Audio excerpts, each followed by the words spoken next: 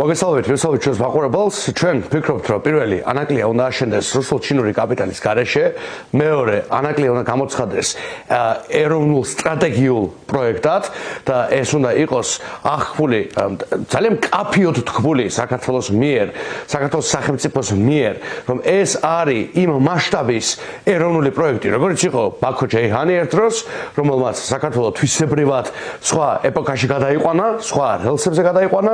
ჩვენ მივიჩნევთ, რომ ძალიან მნიშვნელოვანი ანაკლია აშენდეს გამჭვირვალე კონტრაქტით და არა ისეთი კომპანიების მიერ, როგორც არის ჩინეთის კომუნისტური პარტიის სანქცირებული კომპანია, რომელიც არაერთმა სახელმწიფომ გააძევა, იმიტომ რომ ისინი იყვნენ უხარისხო და იყვნენ კორუმპირებული. ჩვენ აუცილებლად მივიჩნევთ, რომ ანაკლია აშენდეს სწორ პირობებში და ჩვენთვის ძალიან მნიშვნელოვანია, რომ ყველას ესმოდეს, რომ ეს არ არის უცებ მამუკა ხაზაძის მიერ აშენდეს, როგორც ასეთი, ხო? მაგალითად, არამედ აუცილებლად სწორად აშენდეს, იმიტომ საქართველოს ეს ჭირდება, ქართველებს რა დაასვენეთ დღევანდელი განცხადებიდან ბატონო? ეს ჭირდება. კი ბატონო.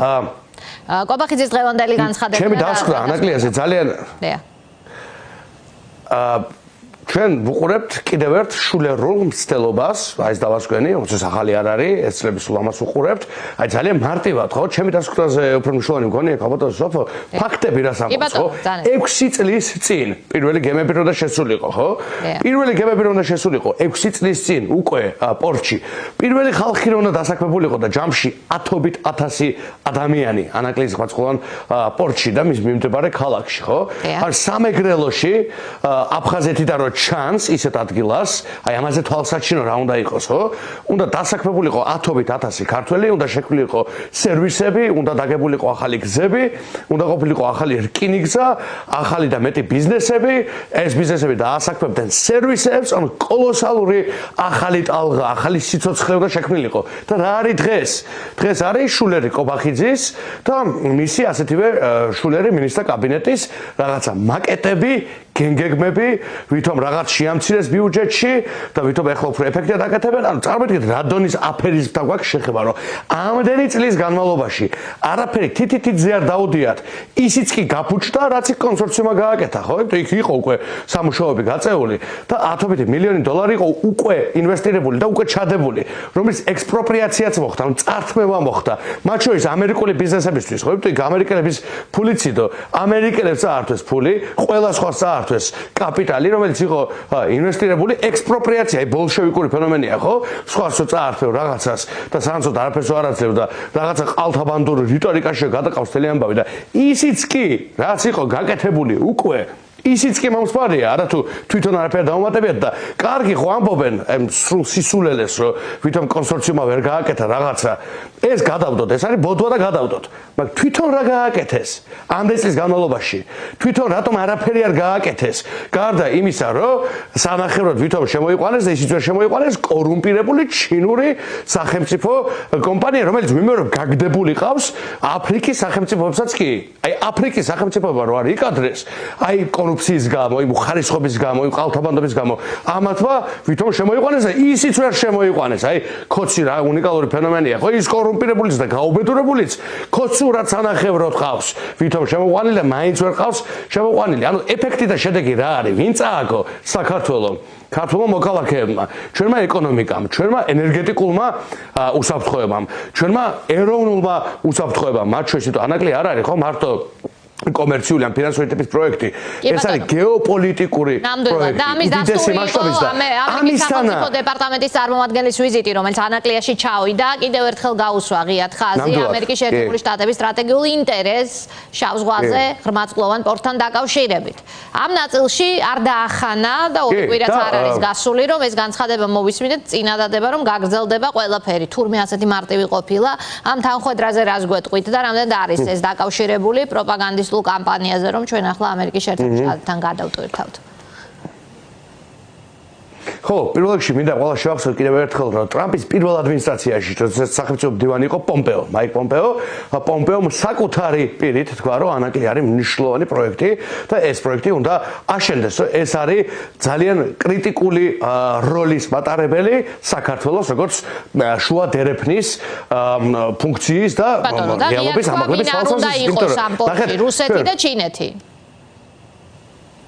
რასაკვირველია და ეს ნებისმიერ ქართველს მე ვფიქრობ პომპეო გვერდით გადავდოთ ტრამპიც და ყველა სხვა ქვეყნის ინტერესები და აქვე ვიტყვით ტრამპის ეროვნულ ინტერესების ხედვასთან, რაც დღეს გააჩნია უკვე ამჟამინდელ ტრამპს, ანუ მეორე ვადით პრეზიდენტ ტრამპს, თუ რამე არის თანხმეტაში, ეს არის ანაკლიის ღრმაწყვოვანი პორტის პროექტი.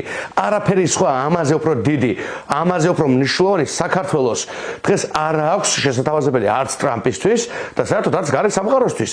მე ვიტყოდი ამას პირდაპირ და ამავე დროს ქალბატონსო ჩვენ მოგეხსენებათ 10 წლეულებია როგორც ერი ვამბობთ რას რომ ჩვენ ვართ დერეფანი და გვაქვს კრიტიკული ფუნქცია ხო ეს ოდითგანვე ჩვენი ისტორიის ნაწილი იყო თუ ჩვენი გეოგრაფიის ნაწილია ხო ჩვენი ბუნებრივი მოცემულობის ნაწილია აი სწორედ მაშინ როდესაც გაიხსნა უნიკალური შესაძლებლობა აი ტრამპის სახელობის გზის ტრიპის ფორმით როდესაც სამხრეთ კავკასიაში ახალი სატრანზიტო დინამიკა ყალიბდება და ტრამპის სახელობის გზა არის ამის გამოხატულება და აქვე ვიტყვით ჩვენ ამიტომ განვაცხადეთ გუშინ რომ ამ გზის ლოგიკური გაგრძელება არის ანაკლიაც და მისი სახელობის იყოს ეს პოლიტიკური განაცხადია მეტი არაფერი სამწუხაროა რომ ზოგიერთ ადამიანს მარტო სახელობის კომენტირება ანაკლის სპორტი ხომ გაახსენეთ მაყურებელს რას გულისხმობთ იქნებ გუშინ არ უყურებთ გამოშვებებს ხო, ჩვენი შეთავაზება ირაკლი კუპრაძის ბრიფინგში გაჟღერებული გუშინ იყო სწორედ ის, რომ ეს ერთ-ერთი ამბავია, ძალიან მნიშვნელოვანი ამბებს შორის, რაც ირაკლი კუპრაძე გუშინ განაცხადა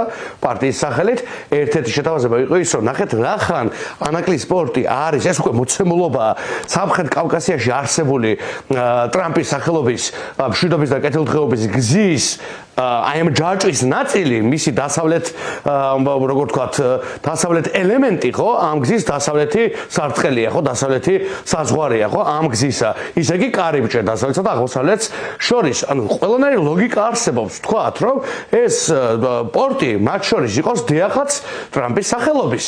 და ჩვენ ვიცით პრეზიდენტ ტრამპს მოსწონს მსგავსი ინიციატივები, მას უყვარს გეოპოლიტიკური ჩართულობა, ეს გვანახა არაერთხელ ხოცებს კი ჰქონდათ დიდი სურვილი რომ ტრამპი წარმოიშვათ როგორც იზოლაციონისტი, რომელიც არცად არ ჩაერეოდა და გამოიკეტებოდა ოვალურ კაბინეტში და ზაზა შაქერიშვილს იქიდან რაღაც ტაშ დაუკრავდა, ეს ქოცურ პარანოიულ ბოდვაში იყო აქტიურად, მაგრამ არ აღმოჩნდა ასე ხო? ტრამპს, რაც ტრამპი მოვიდა, მეტიც, სწორედ ბიძინა ივანიშვილის ნაირი პოლიტიკოსები და ამათნაირი რეჟიმები პანტაპუნტით ქრება. რაც ტრამპი მოვიდა, აი თავის მეგობრადო წარმოგვიჩენდნენ. რაღაც ძალიან პირიქით მომختარა, ხო? ძალიან რაღაცა პირიქით უკუ ეფექტი ქონია აი ამათნაირ რეჟიმებზე. და რომ დაუბრუნდეთ ჩემს ძირითად სათქმელს, თიახაც ანაკლია არის იმ გზის ნაწილი და ახლა გუშინ თვალი მოვკარით ერთი-ორი რაღაცა სახალისო პოსტს და მე წკინს რომ ადამიანებს არ ყოფილით, ბავშვებს პოლიტიკური ლიდერებს პირდაპირ ვიტყვი, არ ყოფილით იმისი რესურსი, რომ სახელებზე ღლიცინით კი არ დაკავდნენ, შინაარსით დაკავდნენ და სათქმელი რა აქვს ეგუთხან ხალხს. ამაში რამე გასაკვირი ნახეს, სამხრეთ კავკასიაში ტრამპის სახელობის გზა არის, პირველად გაიგეს გუშინ ირაკლი კუპრაძის პირით. ძალიან ცუდად მეტყველებს მათზე. და თუ პირველად არ გაუგიათ, რატო ვერ დაინახეს? ლოგიკურ ჯაჭვს ვერ ხედავენ სამხრეთ კავკასიის ამ კორიდორსა და მეორე მხრივ ანაკლიის შორის? ეს ვერ არის კარგი მოსწრება, მეგობრებო. ვერ არის ნამდვილად კარგი მოსწრება. რა ვიცი, ღმერთმა ხელი მოუმართოთ, რა ჟანში ცურთ იმათში, ხო? არ მინდა რომ იუმორისტულ ჟანში უფრო წარმატებული იყვნენ, ვიდრე პოლიტიკურ ჟანში. ვიდრე პოლიტიკური აზრი დავინახო მათგან და არა რაღაც იუმორისტული მცდელობები. რაც შეეხება თქვენ ახსენეთ ჩათირიშვილის წერილი, დღეს გამოქვეყნდა მორიგი და იქ გვეუბნება ამზადებს პროპაგანდისტულად, ესე იგი, ქართულ საზოგადოებას, ვინც ჩათირიშვილის წერილებს ელის ხოლმე, იმის გასაგებად რას ფიქრობს ივანიშვილი. უთხრა ამ ხალხს, რომ ესე იგი, ახლა ორბანი თუ წააგებს, ეს იქნება შეერთებული შტატების მხარდაჭერის ბრალიო და ეს გვითხრა მოკლედ ძალიან წასახად. რა ქვეტექსტი აქვს ამ განცხადებას თქვენი აზრით? ეგუება თუ არა აზრს ივანიშვილი? თქვენ შესაძლოა ერთადერთი მოკავშირე, რომელიც მის პირად სანქცირებას ბლოკავს ევროკავშირში, დაკარგოს ორბანის სახით. ხო, მე ვფიქრობ, აქ პირველ რიგში გვედება შიში, ძალიან დიდი შიში და უკვე წინასწარ თავის დაზღვევის, მათი კონსერვატიული რიტორიკის დაზღვევის და გამართლების, წაგების შემთხვევაში გამართლების აუცილებლობა და სურვილი. ჩვენ ვხედავთ აქ რას, რომ შათირიშვილი პირველი აბრუნებს ამ deep state-ის ენას, აი ჩვეულებრივ პარანოიას, არაარსებულ ფენომენზე, რომელიც მან ძალიან კარგად იცის, რომ არ არსებობს, ფიქრობს, რომ ვიღაცებს მაპატიებს და დააბოლებს ამით, ეს არის ჩვეულებრივ რაღაც პროპაგანდისტული საკენკი, ასე თუ ვიტყვით, და მეორე მხრივ ამ ტერმინის დაბრუნებით, ამ კონცეფტის დაბრუნებით ის ცდილობს, რომ ეხლა ორბანის თითქმის გარანტირებული წაგება, ყოველ შემთხვევაში სოციოლოგიური კვლევები ასე ამბობს, დააბრალოს ამერიკის deep states. იმიტომ ხა ხო არ იტყვის ორბანები აღარ უნდა ხალხს და ბიძინები აღარ უნდა ხალხს. ხალხს უნდა კეთილდღეობა, უნდა მშვიდობა, ნამდვილი მშვიდობა, არა ქოცურ ორბანულ ვუჩიჩური, ნამდვილი მშვიდობა უნდა ხალხს და ამ მშვიდობის გემო ნახა ხალხმა.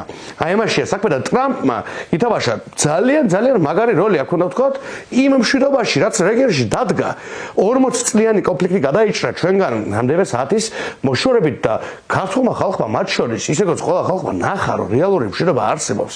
ქოცური კი არა, მშვიდობაზე გველაპარაკებიან სამთლის დანთების დროს. მე მგულისხმობ აზერბაიჯანსა და სომხეთს შორის დამდგარ მშვიდობას, მართლა 40 წლიანი კონფლიქტი როდესაც დასრულდა. და აქ მშვიდობაზე გველაპარაკებიან, წარმოიდგინეთ, და ადამიანის სამთლის დანთების დროს და სამთლის დანთების გამო მოკლა სნაიპერმა. იქამდე კიდევ რამდენიმე წლით ადრე ეგრეთ წოდებულ საზღვარზე, ხო? მართლა ცხოველივით ებუთხდნენ და დააჭრეს და მოკლეს ადამიანი, ხო? გიგა 4-ზოლიანი. მეორე და ამას გვთავაზობენ ქოცები. ამას გვთავაზობენ და გვიფუთავენ მშვიდობად მაშინ, როდესაც აგერ ტრასიდან ვუყურებთ რუსებს ყოველ მეორე დღეს, მაგრამ კობახიძემ ეს რა იცის, კობახიძემ აღიარა, რომ არ არის ნამყოფი საოკუპაციო ზოლში, ხო, ეგრეთ წოდებულ საზღვართან. ეს მას აქვს თავად ნათქვამი, ანუ მათთვის არა ორგანულია მშვიდობაც და სახელმწიფოებრიობაც.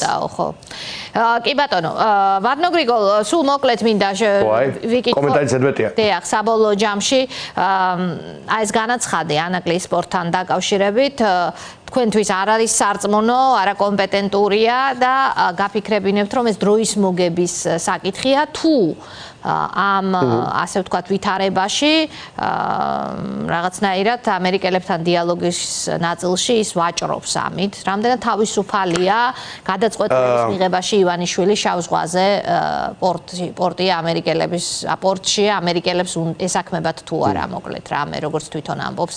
ამის გადაწყვეტა მას დამოუკიდებლად შეუძლია როგორ გონია? მე არ მჯერა, რომ ივანიშვილს რაიმეს გადაწყვეტა შეუძლია საერთოდ პოლიტიკურ ცხოვრებაში დამოუკიდებლად. აბსოლუტურად არაფერზე მას ჩემი რწმენით არ გააშია დამოუკიდებლობა. მას რომ გააშეს დამოუკიდებლობა, აი პირიქითაც შევხედოთ, ხო? არაერთი ისეთი ნაბეჯია, აი არაერთი უმარტივესი, მისთვის უმარტივესი.